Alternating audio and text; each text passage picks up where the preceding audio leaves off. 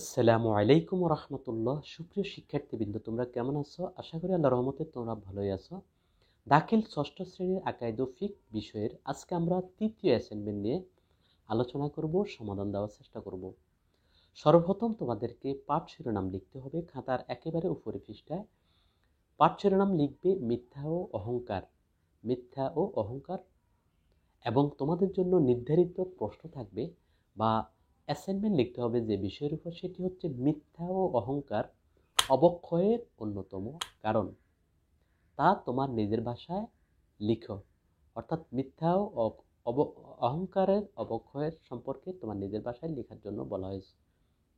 উত্তরটি আমরা সাজিয়েছি, আশা করি উত্তরটি তোমাদের পছন্দ হবে এবং তোমাদের জন্য সহায়ক হবে। এর থেকে যদি তোমরা আরো ভালো লিখতে পারো তাও লিখতে পারো, কোনো সমস্যা নেই। আমরা শুধুমাত্র এটি নমুনা হিসেবে দিয়েছি। এখান থেকে উত্তর লেখা শুরু করবে। ভূমিকা। মানুষের এমন কিছু চারিত্রিক স্বভাব রয়েছে যেগুলো খুবই নিকৃষ্ট ও পছন্দনীয়। মানুষের এই স্বভাবগুলোকে আখলাকে সাইয়া বা বদ স্বভাব বলা হয়। এই স্বভাবের কারণে মানুষের অধঃপতন সুনিশ্চিত। তার মধ্যে অন্যতম হলো মিথ্যা ও অহংকার। মিথ্যা, মিথ্যাকে আরবিতে কেয বলা হয়। মানুষের বদ স্বভাবের অন্যতম হলো মিথ্যাচার করা, কেননা মিথ্যা হলো সকল পাপের মূল। এজন্যই মিথ্যা থেকে দূরে থাকতে কোরআনে কারিমে বলা হয়েছে। আল্লাহ রাব্বুল আলামিন বলেন, সুতরাং তোমরা মূর্তিদের অপবিত্রতা থেকে এবং মিথ্যা বলা থেকে দূরে সরে থাকো, কারণ মিথ্যা হচ্ছে জঘন্য এবং মিথ্যা হচ্ছে সকল পাপের মূল। এমনকি ছোটদের সাথেও মিথ্যা বলতে নিষেধ করা হয়েছে। রাসূলুল্লাহ সাল্লাল্লাহু আলাইহি সাল্লাম বলেছেন, মিথ্যা পাপাচার পর্যন্ত পৌঁছে দেয়। ব্যক্তি অনবরত মিথ্যা বলতে থাকে, তখন আল্লাহর কাছে তাকে মিথ্যাবাদী হিসেবে লিপিবদ্ধ করা হয়।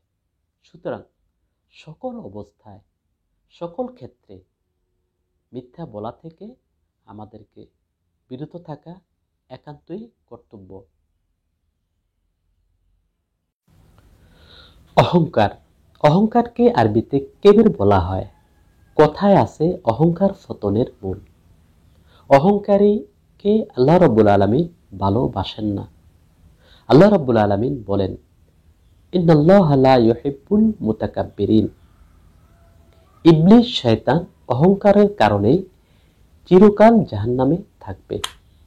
মানুষের বদ স্বভাবের অন্যতম হলো অহংকার। রাসূলুল্লাহ সাল্লাল্লাহু আলাইহি সাল্লাম হাদিসে কুদসিতে বলেন, অহংকার আমার চাদর আর শ্রেষ্ঠত্ব আমার লুঙ্গি। অতএব যে অহংকার করে সে যেন আমার চাদর এবং লুঙ্গি নিয়ে টানাটানি করে। তাই অহংকারের পরিণতি অত্যন্ত ভয়াবহ। অহংকারও বদ স্বভাবের অন্যতম, সবগুলোর অন্যতম।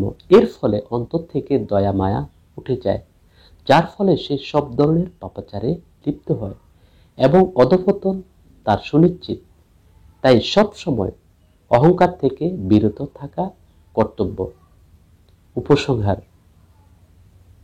পরিশেষে বলা যায়, এই দুটি জঘন্য বদ স্বভাব মিথ্যা ও অহংকার পরিত্যাগ করে বা পরিহার করে সুন্দর ও উত্তম স্বভাব নিয়ে জীবন যাপন করে নিজেকে অধঃপতনের হাত থেকে রক্ষা করা প্রতিটি মুমিন মুসলমানের কর্তব্য।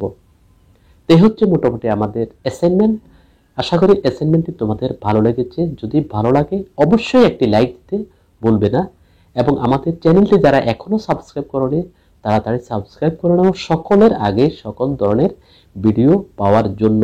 আমরা সব ক্লাসের ভিডিওগুলো দিয়ে থাকি।